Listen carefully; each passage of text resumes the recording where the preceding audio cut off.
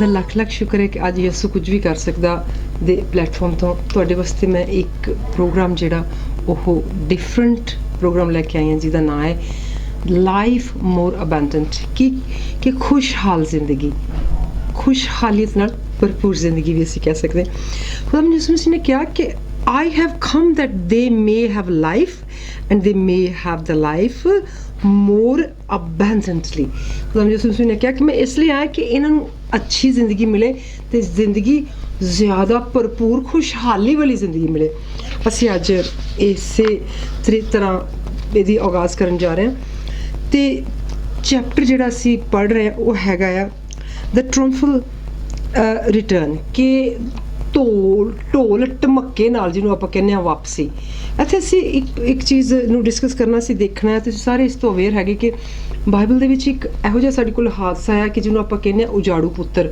या फिर आपां उहनूं कुछ होर भी उर्दू विच कह सकदे पर मेरी उर्दू जिहड़ी वो काफ़ी ज़्यादा गरीब है इस करके मैनूं उहदे विच ज़्यादा लफ्ज़ नहीं पता मैं इंग्लिश विच बोल सकदी या बोल सकदी पंजाबी च पर पंजाबी च उहनूं कहंदे उजाड़ू पुत्तर एंड इंग्लिश दे विच उहनूं जिहड़ा है वो तुसीं सारे जाणदे आ कि that son who had to leave In one of the most important passages in the Bible, Jesus taught about a young man who, after having asked his father to give him the portion of goods that fell to him, departed to a country. There he wasted all his possessions and began to starve. ਕਹਿੰਦੇ ਕਿ ਅਸੀਂ ਖੁਦਾਵੰਦ ਨੇ ਸਾਨੂੰ Bible ਕਲਾਮ ਦੇ ਵਿੱਚ ਇੱਕ passage ਇੱਕ ਪੈਰਾ ਦਿੱਤਾ ਜਿਹਦੇ ਵਿੱਚ ਅਸੀਂ ਸਿੱਖਿਆ ਕਿ ਇੱਕ ਨੌਜਵਾਨ ਨੇ ਆਪਣੇ ਪਿਓ ਨੂੰ ਲੜ ਕੇ ਉਹਦੇ ਨਾਲ ਕਿਹਾ ਕਿ ਮੈਨੂੰ ਮੇਰਾ ਹਿੱਸਾ ਦੇ ਦੇ ਜੋ ਕੁਛ ਮੇਰਾ ਬਣਦਾ ਹੈ ਉਹ ਤੋਂ ਮੈਨੂੰ ਦੇ ਦੇ ਅਤੇ ਮੈਂ ਦੂਰ ਚਲਾ ਜਾਵਾਂ ਅਤੇ ਉਹ ਜਦੋਂ ਦੂਰ ਦੁਰੇਡੇ ਚਲੇ ਜਾਂਦਾ ਅਤੇ ਉਹਨੇ ਸਾਰੀ ਜਿਹੜੀ ਦੌਲਤ ਆ ਉਹਨੇ ਥੋੜ੍ਹੇ ਜਿਹੇ ਵਕਤ ਦੇ ਵਿੱਚ ਉਹ ਜਿਹੜੀ ਖੁਆਰ ਕਰ ਦਿੱਤੀ ਵੇਸਟ ਕਰ ਦਿੱਤੀ ਅਤੇ ਉਹ ਫਿਰ ਭੁੱਖਾ ਮਰਨਾ ਸ਼ੁਰੂ ਹੋ ਗਿਆ Then he said, a certain man had 2 sons, and the younger of them said to his father, Father, give me the portion of goods that fall to me. So he divided to them his livelihood.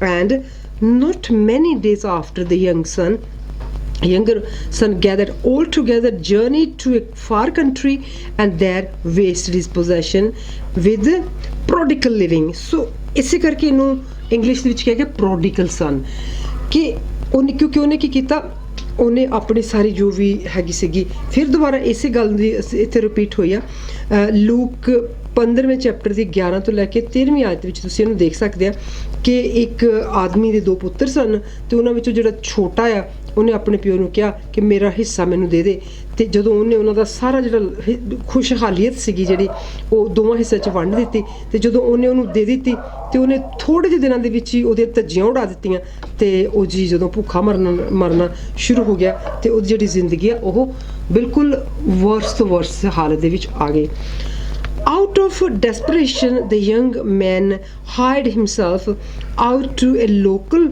farmer who sent him to his field to feed pigs. He became so hungry that even the pods were so feeding the pigs looks good to him, but no one gave him anything. When he finally came to his senses, he said to himself, "Oh, ਇੰਨੀ ਉਹਦੀ ਹਾਲਤ ਜਿਹੜੀ ਤਰਸਯੋਗ ਹੋ ਗਈ ਕਿ ਜਿਹੜਾ ਉਹ ਨੌਜਵਾਨ ਸੀਗਾ ਉਹਨੇ ਆਪਣੇ ਆਪ ਨੂੰ ਇੱਕ ਕਿਸਾਨ ਦੇ ਅੱਗੇ ਪੇਸ਼ ਕੀਤਾ ਅਤੇ ਉਹਨੂੰ ਕਿਹਾ ਕਿ ਤੂੰ ਮੈਨੂੰ ਰੱਖ ਲੈ ਜਿਹੜਾ ਕੁਛ ਤੂੰ ਆਪਣੇ ਸੂਰਾਂ ਨੂੰ ਪਿਗਸ ਨੂੰ ਖਿਲਾਉਣਾ ਹੈ ਉਹ ਤੂੰ ਮੈਨੂੰ ਵੀ ਦੇ ਦੇ ਅਤੇ ਉਹਨੇ ਜਦੋਂ ਦੇਖਿਆ ਕਿ ਜਿਹੜਾ ਖਾਣਾ ਉਹਦੇ ਪਿਗਸ ਉਹਦੇ ਸੂਰ ਖਾਂਦੇ ਸੀ ਉਹ ਖਾਣਾ ਮਤਲਬ ਉਹਨੂੰ ਚੰਗਾ ਲੱਗਿਆ ਜਦੋਂ ਉਹ ਬਹੁਤ ਹੀ ਜ਼ਿਆਦਾ ਗਰੀਬ ਸੀ ਅਤੇ ਉਹਨੇ ਉਹ ਜਦੋਂ ਉਹਦੀ ਸਮਝ ਆਈ ਤਾਂ ਉਹਨੂੰ ਪਤਾ ਲੱਗਿਆ ਕਿ ਮੇਰੀ ਹਾਲਤ ਕਿੰਨੀ ਪਤਲੀ ਹੋ ਗਈ ਹੈ How many of my father hired servants have bread enough to spare and I perish with hunger? I will arise and go to my father and will say to him, Father, I have sinned against heaven and before you, and I am no longer worthy to be called your son. Make me like one of your hired servants. ਇੱਥੇ ਅਸੀਂ ਦੇਖਦੇ ਹਾਂ ਕਿ ਉਹ ਬੱਚਾ ਜਿਹੜਾ ਉਹ ਫਿਰ ਸੋਚਦਾ ਆ ਜਦੋਂ ਉਹ ਸੂਰਾਂ ਦਾ ਖਾਣਾ ਖਾ ਰਿਹਾ। ਉਹ ਕਹਿੰਦਾ ਹੈ ਕਿ ਇਸ ਤੋਂ ਚੰਗੀ ਹਾਲਤ ਤੇ ਮੇਰੇ ਘਰ ਦੇ ਵਿੱਚ ਜਿਹੜੇ ਮੇਰੇ ਪਿਓ ਦੇ ਨੌਕਰ ਆ ਉਹਨਾਂ ਦੀ ਆ, ਤੇ ਕਹਿੰਦਾ ਕਿਉਂ ਨਾ ਮੈਂ ਵਾਪਸ ਆਪਣੇ ਪਿਓ ਦੇ ਘਰ ਚਲੇ ਜਾਵਾਂ ਤੇ ਮੈਂ ਉਹਨੂੰ ਕਹਾਂ ਕਿ ਤੂੰ ਮੈਨੂੰ ਨੌਕਰੀ ਰੱਖ ਲਾ, ਤਾਂ ਕਿ ਮੈਂ ਤੇਰੇ ਪੁੱਤਰ ਬਣਨ ਦੇ ਤਾਂ ਕਾਬਿਲ ਨਹੀਂ ਹੈਗਾ, ਕਿਉਂਕਿ ਮੈਂ ਖੁਦਾ ਦੇ ਨਾਲ ਵੀ ਬਹੁਤ ਵੱਡਾ ਜਿਹੜਾ ਖਿਲਵਾੜ ਕੀਤਾ ਹੈ, ਤੇ ਮੈਂ ਤੇਰੇ ਨਾਲ ਤੇ ਉਸ ਤੋਂ ਵੀ ਵੱਡਾ ਖਿਲਵਾੜ ਕੀਤਾ ਕਿ ਮੈਂ ਤੇਰੇ ਕੋਲੋਂ ਆਪਣਾ ਹਿੱਸਾ ਮੰਗਿਆ। ਕਿਉਂਕਿ ਹਿੱਸਾ ਮੰਗਣ ਦਾ ਮਤਲਬ ਹੁੰਦਾ ਕਿ ਜਦੋਂ ਫਾਦਰ ਜਾਂ ਮਦਰ ਨਹੀਂ ਰਹਿੰਦੇ ਤੇ ਫਿਰ ਉਹਨਾਂ ਕੋਲੋਂ ਬੱਚੇ ਆਪਣਾ ਹਿੱਸਾ ਮੰਗ ਸਕਦੇ, ਕਿਉਂਕਿ ਉਹ ਦੁਨੀਆ ਦੇ ਉੱਤੇ ਉਸ ਵੇਲੇ ਨਹੀਂ ਹੈਗੇ। ਕਿਸੇ ਦੇ ਜਿਉਂਦਿਆਂ ਉਹਦੇ ਕੋਲੋਂ ਉਹਦਾ ਹਿੱਸਾ ਮੰਗਣਾ, ਉਹਦਾ ਮਤਲਬ ਹੈ ਤੁਸੀਂ ਚਾਹੁੰਦੇ ਆ ਕਿ ਉਹ ਮਰ ਜਾਣ ਤਾਂ ਕਿ ਜਲਦੀ ਜਲਦੀ ਤੁਸੀਂ ਜਿਹੜਾ ਉਹਨਾਂ ਦੇ ਮਰਨ ਤੋਂ ਬਾਅਦ ਤੁਹਾਨੂੰ ਮਿਲਣਾ ਸੀ ਤੁਸੀਂ ਉਹਨਾਂ ਦੇ ਜਿਉਂਦਿਆਂ ਹੀ ਲੈ ਲਓ। ਇਹ ਬਹੁਤ ਲਾਨਤ ਮੰਨਿਆ ਜਾਂਦਾ ਸੀ, ਜਿਹੜਾ ਕਿ ਦੇਖਿਆ ਕਿ ਉਹਨੇ ਆਪਣੇ ਪਿਓ ਲਈ ਵੀ ਬਹੁਤ ਲਾਨਤ ਕਮਾਈ ਤੇ ਉਹਨੇ ਖੁਦਾ ਬਾਪ ਦੇ ਲਈ ਤੇ ਜਿਹੜੀ ਉਹਨੇ ਉੱਥੋਂ ਤੋਂ ਜਿਹੜੀ ਉਹਨੇ ਲਾਨਤ ਕਮਾਈ, ਜਿਹੜੇ ਉਹਨੇ ਉਹਦਾ ਨੁਕਸਾਨ ਆਪਣਾ ਕੀਤਾ ਹੈ। ਫਿਰ ਅਸੀਂ ਅੱਗੇ ਇਹਨੂੰ ਦੇਖਦੇ ਹਾਂ ਕਿ ਲੂਕ ਅਸੀਂ 15 ਚੈਪਟਰ ਦੀ 17ਵੀਂ ਤੇ 19ਵੀਂ ਆਇਤ ਜਿਹੜੀ ਆ ਉਹ ਪੜ੍ਹੀ ਆ। Resolute in his decision, the young man returned home to his father. To his surprise, something that he would never have expected happened. While he was still a long distance away, his father saw him coming, and filled with love and compassion, he ran to his son, embracing and kissing him, and then forgave him and gave his servant order to bring the finest robe in the house and put it on him, and put a ring on his hand and sandals on his feet. He also told his servants to kill the fatted calf and prepared a banquet for his son who had come back to the family,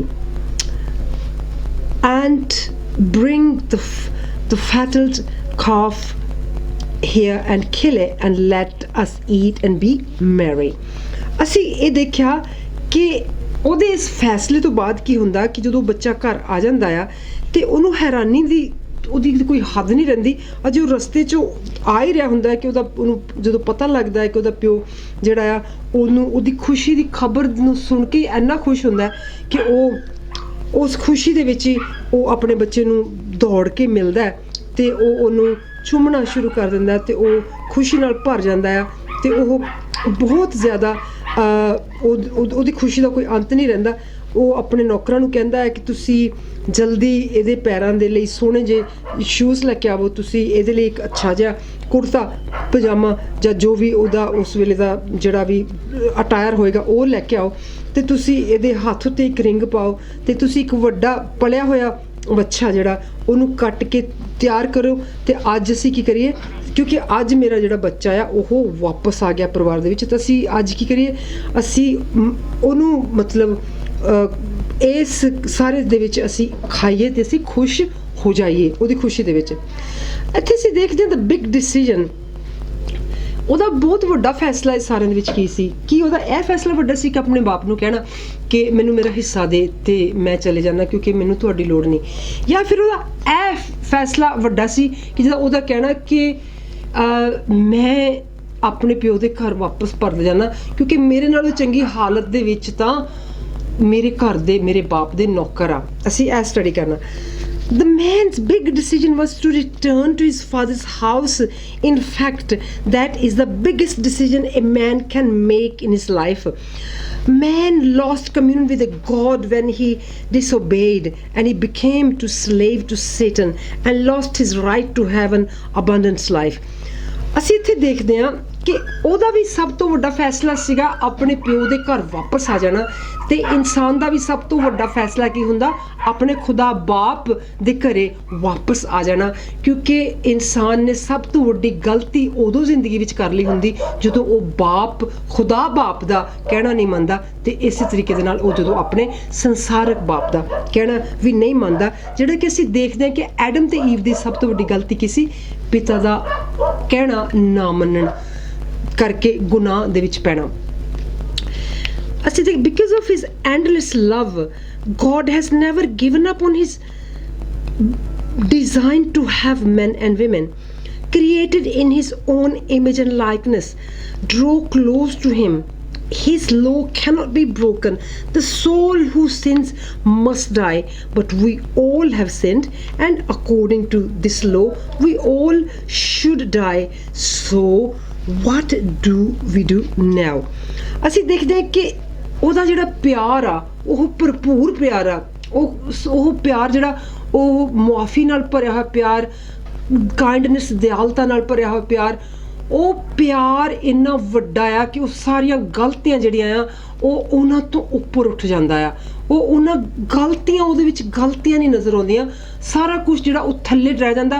ਅਤੇ ਇਨਸਾਨ ਨੂੰ ਅਗਰ ਨਜ਼ਰ ਆਉਂਦਾ ਤਾਂ ਸਿਰਫ ਕੀ ਨਜ਼ਰ ਆਉਂਦਾ? ਖੁਦਾ ਦਾ ਕ੍ਰੀਏਟ ਕੀਤਾ ਹੋਇਆ ਪਿਆਰ ਅਤੇ ਇਨਸਾਨ। ਅਤੇ ਉਹਦਾ ਦੁਬਾਰਾ ਜਿਹੜਾ ਅਸੀਂ ਗਲਤੀ ਕਰਦੇ ਹਾਂ, ਜਿਸ ਤਰ੍ਹਾਂ ਉਹਦਾ ਤਾਂ ਹੱਲ ਹੈਗਾ ਕਿ ਜਿਹੜੀ ਜਾਨ ਪਾਪ ਕਰਦੀ ਹੈ ਉਹੀ ਮਰੇਗੀ। ਪਰ ਜਦੋਂ ਅਸੀਂ ਖੁਦਾ ਦੀ ਮੁਆਫੀ ਜਿਹੜੀ ਆ ਉਹਦੇ ਵੱਲ ਮੁੜ ਕੇ ਆ ਜਾਂਦੇ ਹਾਂ ਤਾਂ ਉਹ ਆਪਣੇ ਪਿਆਰ ਦੇ ਨਾਲ ਸਾਨੂੰ ਇੰਨਾ ਮਾਫ਼ ਕਰਦਾ ਕਿ ਉਹ ਸਾਨੂੰ ਵਾਪਸ ਫਿਰ ਕੀ ਕਰਦਾ? ਗਲ ਨਾਲ ਲਾ ਲੈਂਦਾ, ਜਿਸ ਤਰ੍ਹਾਂ ਉਸ ਪ੍ਰੋਡੀਗਲ ਸਨ ਦੇ ਸੰਸਾਰਕ ਬਾਪ ਨੇ ਉਹਨੂੰ ਲਾ ਲਿਆ। ਤਾਂ ਕਾਨੂੰਨ ਜਿਹੜਾ ਆ ਉਹ ਨਹੀਂ ਟੁੱਟ ਸਕਦਾ, ਕਿਉਂਕਿ ਜਿਹੜੀ ਜਾਨ ਜਿਸ ਤਰ੍ਹਾਂ ਮੈਂ ਕਿਹਾ ਪਾਪ ਕਰਦੀ ਹੈ ਉਹੀ ਮਰੇਗੀ। ਦ ਸੋਲ ਹੂ ਸਿਨਸ ਮਸਟ ਡਾਈ। ਪਰ ਅਸੀਂ ਹੁਣ ਕੀ ਕਰੀਏ? ਅਸੀਂ ਇੱਥੇ ਦੇਖਣਾ ਕਿ therefore just as through one man sin entered the world, the death through the sin, and thus death spread to all men because all sinned. ਅਸੀਂ ਦੇਖਿਆ ਰੋਮੀਆਂ 5ਵੇਂ ਦੀ 12ਵੀਂ ਆਇਤ ਦੇ ਵਿੱਚ ਕਿ ਇੱਕ ਇਨਸਾਨ ਦੀ ਗਲਤੀ ਦੇ ਕਰਕੇ ਗੁਨਾਹ ਸ਼ਾਮਲ ਹੋ ਗਿਆ ਅਤੇ ਉਸ ਗੁਨਾਹ ਦੀ ਮਜ਼ਦੂਰੀ ਮੌਤ ਸ਼ਾਮਲ ਹੋ ਗਈ, ਅਤੇ ਉਹ ਜਿਹੜੀ ਮੌਤ ਹੈ ਉਹ ਸਾਰੇ ਉੱਤੇ ਲਾਗੂ ਹੋ ਗਈ ਕਿਉਂਕਿ ਸਾਰਿਆਂ ਨੇ ਜਿਹੜਾ ਉਹ ਗੁਨਾਹ ਕੀਤਾ। ਇਨ order to exercise justice, someone innocent must, someone who had never sinned before, have to take the place of all sinner and die for them, thus paying the price and taking all guilt away. ਹੁਣ ਅਸੀਂ ਇੱਥੇ ਦੇਖਿਆ ਕਿ ਜਿਹਨੇ ਕਦੀ ਕੋਈ ਗੁਨਾਹ ਨਾ ਕੀਤਾ ਹੋਵੇ, ਜਿਹਨੇ ਗੁਨਾਹ ਨੂੰ ਜਾਣਿਆ ਵੀ ਨਾ ਹੋਵੇ, ਉਹਦਾ ਜਿਹੜਾ ਕੁਰਬਾਨ ਹੋਣਾ ਸਾਰਿਆਂ ਦੀਆਂ ਜਿਹੜੀਆਂ ਗਲਤੀਆਂ ਦੀ ਮੁਆਫੀ ਦਾ ਕਾਰਨ ਬਣਦਾ ਹੈ, ਅਤੇ ਉਹਨਾਂ ਗਲਤੀਆਂ ਦੀ ਵੀ ਕੀਮਤ ਚੁਕਾ ਦਿੰਦਾ ਹੈ। ਅਤੇ ਜਿਹੜਾ ਗਿਲਟ ਆ ਉਹ ਮਤਲਬ ਜਿਹੜੀ ਸਾਨੂੰ ਸ਼ਰਮਿੰਦਗੀ ਆ ਉਹਨੂੰ ਉਹ ਦੂਰ ਭਜਾ ਦਿੰਦਾ ਹੈ। Therefore, having been justified by faith, we have peace with God through our Lord Jesus Christ. Romeo 5th, the first verse.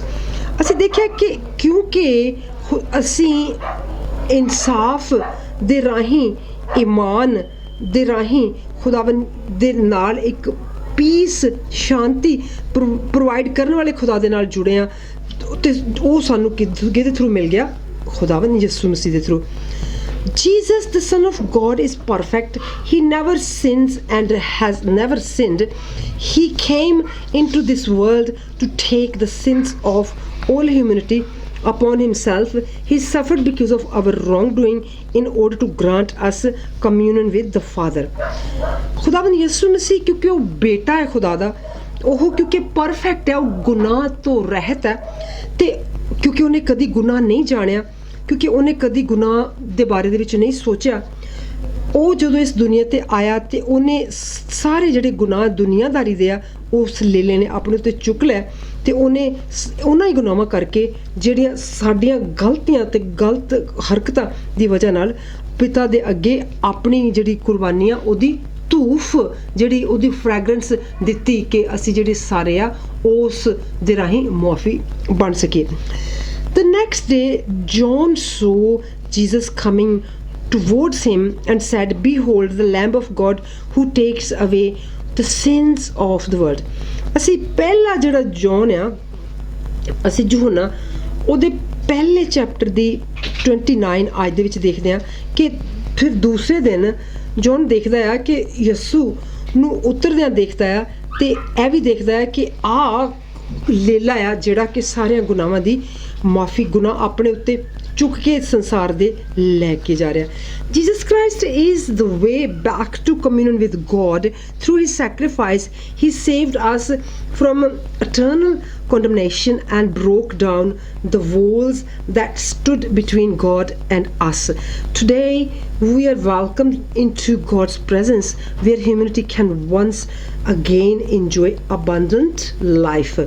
ਖੁਦਾਵੰਦ ਯਿਸੂ ਮਸੀਹ ਦਾ ਦੁਨੀਆ ਤੇ ਆਉਣਾ ਤੇ ਸਾਡਾ ਖੁਦਾ ਦੇ ਨਾਲ ਜਿਹੜਾ ਰਸਤਾ ਸਿੱਧਾ ਸਾਫ਼ ਕਰਵਾਉਣਾ, ਆਪਣੀ ਜਿਹੜੀ ਕੁਰਬਾਨੀ ਤੇ ਆਪਣਾ ਖੂਨ ਵਹਾਉਣਾ, ਜਿਹੜਾ ਉਹ ਸਾਡਾ ਜਿਹੜੀ ਟੁੱਟਿਆ ਹੋਇਆ ਰਿਸ਼ਤਾ ਸੀਗਾ ਉਹਦੇ ਤੇ ਸਾਡੇ ਵਿਚਾਲੇ ਇੱਕ ਜਿਹੜਾ ਸੋਹਣਾ ਰਿਸ਼ਤਾ ਬਣਾਉਣਾ, ਇਹ ਸਾਬਤ ਕਰਦਾ ਆ ਕਿ ਉਹ ਖੁਦਾ ਦੇ ਨਾਲ ਉਹ ਕੰਮ ਸਿਰਫ ਉਹੀ ਕਰ ਸਕਦਾ ਸੀ ਤੇ ਉਹਨੇ ਜਿਹੜੀ ਖੁਦਾ ਦੀ ਹਜ਼ੂਰੀ ਆ ਉਹਦੇ ਵਿੱਚ ਸਾਨੂੰ ਹਮੇਸ਼ਾ ਦੀ ਜਿਹੜੀ ਅਸੀਂ ਖੁਸ਼ਹਾਲੀਅਤ ਦੀ ਗੱਲ ਕੀਤੀ ਆ, ਅਬੈਂਡੈਂਟ ਲਾਈਫ ਜਿਹੜੀ ਆ, ਲਾਈਫ ਮੋਰ ਅਬੈਂਡੈਂਟ, ਉਹ ਸਾਨੂੰ ਦਿੱਤੀ. As his divine power has given to us all things that pertain to life and godliness through the knowledge of him, he called us by glory and virtue. ਅਸੀਂ ਦੂਸਰੇ ਪਤਰਸ ਦੇ ਪਹਿਲੇ ਚੈਪਟਰ ਦੀ ਤੀਸਰੀ ਆਇਤ ਦੇ ਵਿੱਚ ਦੇਖਦੇ ਹਾਂ ਕਿ ਉਹਦੀ ਜਿਹੜੀ ਸੰਸਾਰਕ ਤਾਕਤ ਨਹੀਂ, ਪਰ ਉਹਦੀ ਜਿਹੜੀ ਆ ਖੁਦਾਈ ਰੂਹਾਨੀਅਤ ਭਰੀ ਤਾਕਤ ਜਿਹੜੀ ਆ, ਉਹਨੇ ਸਾਰੀਆਂ ਚੀਜ਼ਾਂ ਜਿਹੜੀਆਂ ਉਹਨਾਂ ਦੇ ਉੱਤੇ ਸਾਨੂੰ ਇੱਕ ਇਹੋ ਜਿਹੀ ਡਿਵਾਈਨ ਨੇਚਰ ਹੋਲੀਨੈਸ ਦੇ ਦਿੱਤੀ, ਸਾਨੂੰ ਆਪਣੇ ਇਹੋ ਜਿਹਾ ਸਾਨੂੰ ਗਿਆਨ ਦੇ ਦਿੱਤਾ, ਸਮਝਦਾਰੀ ਦੇ ਦਿੱਤੀ ਕਿ ਜਿਹੜੀ ਸਾਡੀਆਂ ਜ਼ਿੰਦਗੀਆਂ ਦੇ ਵਿੱਚ ਉਹਦੀ ਮਹਿਮਾ ਤੇ ਜਿਹੜਾ ਉਹਦਾ ਕਿਰਦਾਰ ਆ ਉਹ ਸਾਨੂੰ ਬਾਰ-ਬਾਰ ਹਰ ਰੋਜ਼ ਦਿਖਾਉਂਦੀ ਆ. The life more abundant, a divine purpose, ਅਸੀਂ ਇੱਥੇ ਦੇਖਦੇ ਹਾਂ ਜੌਨ 14 ਦੀ 6ਵੀਂ ਆਇਤ ਨੂੰ ਅਸੀਂ ਪੜ੍ਹਦੇ ਹਾਂ. I am the way, the truth, the life. No one comes to the Father except through me. There is a divine purpose for every man's life, even the person who's searching for God, even who do not know. And until he finds out what God's purpose for his life is, he lives a meaningless life. Man was created in the image and likeness of God. He is a part of his body, and because of this he can never feel complete without him. Loneliness, grudges, diseases, suffering, poverty, failure, hatred and death are clear evidence that human beings are heading towards the wrong direction. ਅਸੀਂ ਦੇਖਦੇ ਕਿ ਖੁਦਾ ਦਾ ਸਾਡੀ ਜ਼ਿੰਦਗੀ ਦੇ ਵਿੱਚ ਜਿਹੜਾ ਕੰਮ ਹੈਗਾ ਸੀ ਉਹ ਐ ਸੀ ਕਿ ਖੁਦਾ ਦੇ ਨਾਲ ਇਨਸਾਨ ਜਿਹੜਾ ਕਿ ਉਹਦੀ ਛਵੀ ਤੇ ਬਣਿਆ ਹੋਇਆ, ਉਹਦੇ ਚਲਾਏ ਹੋਏ ਰਸਤੇ ਤੇ ਨਕਸ਼ੇ ਕਦਮ ਦੇ ਉੱਤੇ ਤੁਰੇ ਤੇ ਉਹਦੇ ਜਿਹੜੀ ਜ਼ਿੰਦਗੀ ਬੇਮਤਲਬ ਜਿਹੜੀ ਜ਼ਿੰਦਗੀ ਆ ਉਹਨੂੰ ਅਗਰ ਮਤਲਬ ਮਿਲੇ ਤੇ ਖੁਦਾ ਦੀ ਆਪਣੀ ਛਵੀ ਤੇ ਆਪਣੀ ਲਾਈਕਲੀਨੈਸ ਦਾ ਬਣੇ, ਕਿਉਂਕਿ ਉਹ ਉਹਦੀ ਛਵੀ ਉੱਤੇ ਬਣਿਆ ਹੋਇਆ, ਕਿਉਂਕਿ ਉਹ ਉਹਦੇ ਜਿਸਮ ਦਾ ਇੱਕ ਹਿੱਸਾ ਅੰਗ ਆ ਤੇ ਉਹ ਕਦੇ ਵੀ ਉਹਦੇ ਤੋਂ ਬਿਨਾਂ ਪੂਰਾ ਨਹੀਂ ਹੋ ਸਕਦਾ. ਉਹਦੇ ਤੋਂ ਬਿਨਾਂ ਉਹ ਇਕੱਲਾ ਹੁੰਦਾ ਆ, ਉਹ ਗਲਤੀਆਂ ਕਰਦਾ ਆ, ਉਹਨੂੰ ਬਿਮਾਰੀਆਂ ਹੁੰਦੀਆਂ ਆ, ਉਹ ਬਹੁਤ ਜ਼ਿਆਦਾ ਤਕਲੀਫ 'ਚ ਆ ਜਾਂਦਾ, ਗਰੀਬੀ 'ਚ ਆ ਜਾਂਦਾ ਆ, ਉਹ ਬਾਰ-ਬਾਰ ਫੇਲ ਹੁੰਦਾ ਆ, ਉਹ ਨਫ਼ਰਤ ਦਾ ਸ਼ਿਕਾਰ ਹੁੰਦਾ ਆ ਤੇ ਇੱਥੋਂ ਤੱਕ ਕਿ ਮੌਤ ਜਿਹੜੀ ਆ, ਇਹ ਸਾਰਾ ਕੁਝ ਕਲੀਅਰ ਇਨਸਾਨ ਦੇ ਉੱਤੇ ਜਿਹੜੀਆਂ ਆ ਰਹੀਆਂ ਤਕਲੀਫਾਂ ਇਹ ਦੱਸਦੇ ਕਿ ਉਹ ਇੱਕ ਗਲਤ ਸਾਈਡ ਨੂੰ ਜਾ ਰਿਹਾ. Jesus is not a way, he is the way. ਅਸੀਂ ਇੱਥੇ ਦੇਖਿਆ ਕਿ ਉਹਨੇ ਆ ਨਹੀਂ ਕਿਹਾ ਕਿ ਉਹਨੇ ਕਿਹਾ ਕਿ ਮੈਂ ਰਸਤਾ ਆ, ਉਹਨੇ ਕਿਹਾ I am the way, the truth. ਉਹ ਕਹਿੰਦਾ ਮੈਂ ਰਾਹ ਆ, ਮੈਂ ਸੱਚ ਆ, ਮੈਂ ਜ਼ਿੰਦਗੀ ਆ, ਮੇਰੇ ਤੋਂ ਬਿਨਾਂ ਕੋਈ ਵੀ ਫਾਦਰ ਪਿਤਾ ਨੂੰ ਨਹੀਂ ਮਿਲ ਸਕਦਾ, ਜਿਹੜਾ ਮੇਰੇ ਥਰੂ ਜਾਂਦਾ ਉਹੀ ਮਿਲ ਸਕਦਾ, ਮੇਰੇ ਤੋਂ ਬਿਨਾਂ ਕੋਈ ਵੀ ਨਹੀਂ ਮਿਲ ਸਕਦਾ. Jesus he is the way, he is the only one who took our place. He destroyed the walls that stood between us and God, and now he is saying to us, come back home to the abundant life you were created for. Come and live the life God planned for you. ਹੁਣ ਇੱਥੇ ਕਿ ਜਦੋਂ ਇਨਸਾਨ ਖੁਦਾ ਦੀ ਮਰਜ਼ੀ ਦੇ ਮੁਤਾਬਕ ਨਹੀਂ ਚੱਲਦਾ ਤੇ ਉਹ ਖੁਦਾ ਦੀਆਂ ਜਿਹੜੀਆਂ ਸਾਡੇ ਲਈ ਪਲਾਨ ਕੀਤੀਆਂ ਹੋਈਆਂ ਮਰਜ਼ੀਆਂ ਉਹਨਾਂ ਨੂੰ ਉਹ ਕੀ ਕਰਦਾ, ਖਤਮ ਕਰ ਦਿੰਦਾ, ਤਬਾਹ ਕਰ ਦਿੰਦਾ ਤੇ ਫਿਰ ਦੁਬਾਰਾ ਜਿਸ ਤਰ੍ਹਾਂ ਅਸੀਂ ਦੇਖਿਆ ਕਿ ਪ੍ਰੋਡੀਗਲ ਸਨ ਦਾ ਪਿਤਾ ਕਹਿੰਦਾ ਹੈ ਕਿ ਵਾਪਸ ਆ ਤੇ ਖੁਸ਼ ਹੁੰਦਾ ਉਹਨੂੰ ਦੇਖ ਕੇ, ਤੇ ਖੁਦਾ ਬਾਪ ਵੀ ਇਸੇ ਤਰ੍ਹਾਂ ਸਾਨੂੰ ਵਾਪਸ ਆਪਣੀ ਜਿਹੜੀ ਸਾਡੀ ਜ਼ਿੰਦਗੀ ਨੂੰ ਆਪਣੇ 'ਚ ਵਾਪਸ ਮੰਗਦਾ ਤੇ ਕੀ ਕਹਿੰਦਾ ਕਿ ਵਾਪਸ ਆ ਤਾਂ ਕਿ ਜਿਹੜੀ ਪਲੈਨਿੰਗ ਮੈਂ ਤੇਰੇ ਲਈ ਕੀਤੀ ਹੋਈ ਆ ਉਹ ਕੀ ਹੋ ਜਾਵੇ, ਉਹ ਪੂਰੀ ਹੋ ਸਕੇ. Who himself bore our sins on his body on the tree, that we, having died to sins, might live for righteousness, by whom stripes you were healed. ਪਹਿਲੇ ਪਤਰਸ ਦੇ ਦੂਸਰੇ ਚੈਪਟਰ ਦੀ 24ਵੀਂ ਆਇਤ 'ਚ ਅਸੀਂ ਦੇਖਿਆ ਕੌਣ ਆ ਜਿਹਨੇ ਸਾਰੇ ਗੁਨਾਹਾਂ ਨੂੰ ਆਪਣੇ ਸਰੀਰ ਉੱਤੇ ਲੈ ਲਿਆ, ਤੇ ਬਾਅਦ ਵਿੱਚ ਉਹ ਸਰੀਰ ਜਿਹੜਾ ਉਹ ਲੱਕੜੀ ਦੇ ਬਣਾਏ ਹੋਏ ਕ੍ਰੋਸ ਦੇ ਉੱਤੇ ਜਿਹੜਾ ਉਹ ਸਰੀਰ ਨੂੰ ਕ੍ਰੂਸੀਫਾਈ ਕੀਤਾ ਗਿਆ, ਉਹਨੂੰ ਕੁਰਬਾਨ ਕੀਤਾ ਗਿਆ ਕਿ ਜਿਹੜਾ ਉਹ ਸਾਡੇ ਗੁਨਾਹਾਂ ਲਈ ਮਰ ਸਕੇ, ਤੇ ਉਹ ਜਿਹੜੀ ਉਹਦੀ ਦਿੱਤੀ ਹੋਈ ਜਿਹੜੀ ਮੁਆਫੀ ਧਰਮ ਦੇ ਨਾਲ ਭਰੀ ਹੋਈ ਖੁਸ਼ਹਾਲ ਜ਼ਿੰਦਗੀ ਜਿਹੜੀ ਆ ਉਹ ਅਸੀਂ ਰਾਈਚਸਨੈਸ ਜਿਹੜੀ ਆ ਉਹ ਲੈ ਸਕੀਏ, ਤੇ ਜਿਹੜੇ ਉਹਦੇ ਖਾਧੇ ਹੋਏ ਕੋੜਿਆਂ ਤੋਂ ਅਸੀਂ ਤੰਦਰੁਸਤੀ ਚੰਗਿਆਈ ਹਾਸਲ ਕਰ ਸਕੀਏ। The Lord will give grace and glory. No good thing will he withhold from those who walk uprightly. Psalm 84:11. ਜ਼ਬੂਰ 84 ਦੀ 11ਵੀਂ ਆਇਤ ਜਿਹੜੀ ਆ ਉਹ ਕਹਿੰਦੀ ਹੈ ਕਿ ਖੁਦਾ ਜਿਹੜਾ ਆ ਉਹ ਮਹਿਮਾ ਨਾਲ ਤੇ ਉਹ ਮਹਾਨਤਾ ਦੇ ਨਾਲ ਤੇ ਸ਼ਾਂਤੀ ਨਾਲ ਤੇ ਉਹ ਇੱਜ਼ਤ ਦੇ ਨਾਲ ਭਰਿਆ ਹੋਇਆ ਆ, ਉਹ ਸਾਰਾ ਕੁਝ ਕਰ ਸਕਦਾ ਆ, ਕੋਈ ਇੱਕ ਵੀ ਚੀਜ਼ ਨਹੀਂ ਹੈ ਜਿਹੜੀ ਉਹ ਨਹੀਂ ਕਰ ਸਕਦਾ। ਸੋ ਜਦੋਂ ਅਸੀਂ ਉਹਦੇ ਨਾਲ ਤੁਰਦੇ ਹਾਂ ਉਦੋਂ ਕਰਦਾ ਹੈ। ਸੋ ਅਸੀਂ ਅੱਗੇ ਦੇਖ ਰਹੇ ਹਾਂ, ਇਨ order for you to know him better, he will give you everything you need to have an abundant life. You will become God's friend. You will know him better and will always be with him as a close friend. You will not fear or doubt. You will not feel guilty or unworthy around him. He will make sure that good things happen in your life. ਹੁਣ ਖੁਦਾ ਨੂੰ ਅਸੀਂ ਚੰਗੀ ਤਰ੍ਹਾਂ ਜਾਣਨ ਲਈ ਸਾਨੂੰ ਜੋ ਕੁਛ ਵੀ ਜਿਹੜੀ ਅਸੀਂ ਖੁਸ਼ਹਾਲੀਅਤ ਭਰਪੂਰ ਜ਼ਿੰਦਗੀ ਦੀ ਗੱਲ ਕੀਤੀ ਆ ਉਹ ਹਾਸਲ ਕਰਨ ਲਈ ਸਾਨੂੰ ਉਹਨੂੰ ਹੋਰ ਵੀ ਨੇੜੇ ਹੋ ਕੇ ਜਾਣਨ ਦੀ ਲੋੜ ਆ, ਸਾਨੂੰ ਉਹਦੇ ਦੋਸਤ ਬਣਨ ਦੀ ਲੋੜ ਆ, ਸਾਨੂੰ ਉਹਨੂੰ ਇੰਨਾ ਜਾਣਨ ਦੀ ਲੋੜ ਆ ਕਿ ਜਿੰਨਾ ਅਸੀਂ ਆਪਣੇ ਆਪ ਨੂੰ ਜਾਣਦੇ ਹੋਈਏ। ਸਾਨੂੰ ਉਹਦੇ ਬਹੁਤ ਜ਼ਿਆਦਾ ਨੇੜੇ ਦੇ ਮਿੱਤਰ ਬਣਨ ਦੀ ਲੋੜ ਆ, ਸਾਨੂੰ ਉਹਦੇ ਉੱਤੇ ਸ਼ੱਕ ਕਰਨ ਦੀ ਲੋੜ ਨਹੀਂ, ਉਹਦੇ ਤੋਂ ਡਰਨ ਦੀ ਲੋੜ ਨਹੀਂ, ਸਾਨੂੰ ਉਹਦੇ ਸਾਹਮਣੇ ਸ਼ਰਮਿੰਦਾ ਵੀ ਹੋਣ ਦੀ ਲੋੜ ਨਹੀਂ, ਕਿਉਂਕਿ ਸਾਨੂੰ ਉਹਦੇ ਸਾਹਮਣੇ ਆਪਣੇ ਆਪ ਨੂੰ ਹੀਣਤਾ ਤੇ ਅਸੀਂ ਅਣਮੁੱਲਾ ਵੀ ਸਸਤਾ ਵੀ ਮਹਿਸੂਸ ਕਰਨ ਦੀ ਲੋੜ ਨਹੀਂ, ਕਿਉਂਕਿ ਉਹ ਮੇਕ ਸ਼ੋਰ ਕਰਦਾ ਆ, ਉਹ ਇਹ ਗਾਰੰਟੀ ਦਿੰਦਾ ਆ ਕਿ ਜਿਹੜੀਆਂ ਅੱਛੀਆਂ ਚੀਜ਼ਾਂ ਆ ਉਹ ਸਾਡੀ ਜ਼ਿੰਦਗੀ ਦੇ ਵਿੱਚ ਹੋਣੀਆਂ ਹੀ ਹੋਣੀਆਂ, ਕਿਉਂਕਿ ਸਾਡੀ ਜ਼ਿੰਦਗੀ ਉਹਨੇ ਅੱਛੀਆਂ ਚੀਜ਼ਾਂ ਕਰਨ ਲਈ ਹੀ ਆਪਣੀ ਛਵੀ ਦੇ ਉੱਤੇ ਸਾਨੂੰ ਇਸ ਦੁਨੀਆ ਉੱਤੇ ਭੇਜ ਕੇ ਜੀਂਦੇ ਜਾਗਦੇ ਰੱਖਿਆ। The God's purpose for a man's life, a person who does not live like this kind of life is far from God's purpose for him and needs to find it as soon as possible. ਜਿਹੜਾ ਇਨਸਾਨ ਅੱਛੀ ਖੁਸ਼ਹਾਲ ਜ਼ਿੰਦਗੀ ਨਹੀਂ ਜੀ ਰਿਹਾ, ਉਹ ਖੁਦਾ ਦਾ ਜਿਹੜਾ ਪਰਪਸ ਆ, ਖੁਦਾ ਦਾ ਜਿਹੜਾ ਸਾਡੇ ਲਈ ਇੱਕ ਸੋਚਿਆ ਹੋਇਆ ਕੰਮ ਆ ਉਹਨੂੰ ਨਹੀਂ ਸਿਰੇ ਚੜਾ ਰਿਹਾ, ਤੇ ਉਹਨੂੰ ਇਹ ਜਾਣਨ ਦੀ ਲੋੜ ਆ ਕਿ ਮੈਂ ਜਲਦੀ ਤੋਂ ਜਲਦੀ ਆਪਣੇ ਰਾਹ ਨੂੰ ਠੀਕ ਕਰਕੇ ਖੁਦਾ ਦਾ ਜਿਹੜਾ ਸਾਡੇ ਲਈ ਸੋਚਿਆ ਹੋਇਆ ਰਾਹ ਕੰਮ ਆ, ਉਹ ਪਲਾਨ ਆ, ਉਹਨੂੰ ਮੈਂ ਪੂਰਾ ਕਰ ਸਕਾਂ ਤੇ ਛੇਤੀ ਤੋਂ ਛੇਤੀ ਪੂਰਾ ਕਰ ਸਕਾਂ। ਅਸੀਂ ਇਫਸੀਓਂ ਦੂਸਰੇ ਦੀ 18ਵੀਂ ਤੇ 19ਵੀਂ ਆਇਤ ਦੇਖ ਰਹੇ ਹਾਂ, for through him we both have access by one spirit to the Father. Now therefore you are no longer strangers and foreigners, but fellow citizens with the saints and members of the household of God. ਕਿ ਖੁਦਾ ਯਿਸੂ ਮਸੀਹ ਦੇ ਰਾਹੀਂ ਤੁਹਾਡੇ ਕੋਲੇ ਇੱਕ visa ਆ, passport ਆ, ਤੁਹਾਡੇ ਕੋਲੇ ਇੱਕ ਆਇਡੈਂਟੀਟੀ ਕਾਰਡ ਆ ਕਿ ਤੁਸੀਂ ਉਹਦੇ ਰਾਹੀਂ ਤੁਹਾਡੇ ਕੋਲ ਉਹ ਰੂਹ ਆ ਦਿੱਤੀ ਹੋਈ ਪਿਤਾ ਤੱਕ ਪਹੁੰਚ ਸਕਦੇ ਆ, ਤੇ ਹੁਣ ਤੁਸੀਂ ਉਹਦੇ ਲਈ ਕੋਈ ਅਜਨਬੀ ਨਹੀਂ ਹੈਗੇ ਤੇ ਨਾ ਹੀ ਬਾਹਰੋਂ ਆਏ ਹੋਏ ਕੋਈ ਹੈਗੇ ਆ, ਪਰ ਤੁਸੀਂ ਉਹਦੇ ਲਈ ਉਹ ਸ਼ਹਿਰੀ ਆ ਤੇ ਉਹ ਤੁਸੀਂ ਸੰਤ ਆ ਜਿਹੜੇ ਕਿ ਉਹਦੇ ਘਰ ਦੇ ਵਿੱਚ ਹਮੇਸ਼ਾ ਰਹਿਣ ਲਈ ਤੇ ਉਹਦੇ ਨਾਲ ਉਹਦੀ ਜਿਹੜੀ ਮਰਜ਼ੀ ਆ ਉਹਨੂੰ ਪੂਰਾ ਕਰਨ ਲਈ ਬਣਾਏ ਗਏ ਹੋਣ। ਇਟਸ ਅਪ ਟੂ ਯੂ ਨਾਓ, ਇਹ ਹੁਣ ਤੁਹਾਡੀ ਆਪਣੀ ਮਰਜ਼ੀ ਤੁਹਾਡੇ ਤੇ ਡਿਪੈਂਡ ਕਰਦਾ। You Kant spend your entire life feeding pigs.